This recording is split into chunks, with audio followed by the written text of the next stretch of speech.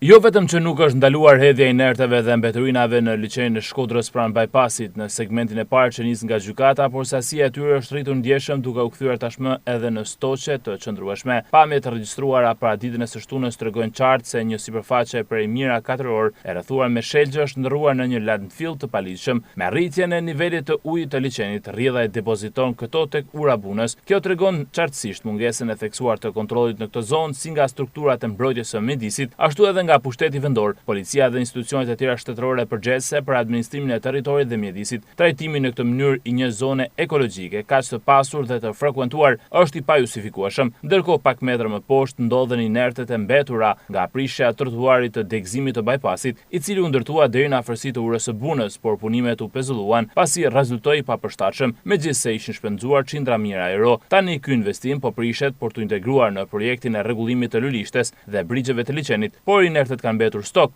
në pritje të në vendi ku depozitohen. Kjo zonë e begat gjelbërimi dhe hapësira ujore fatkeqësisht po dëmtohet nga mungesa e mbrojtjes mjedisore dhe administrimit të saj.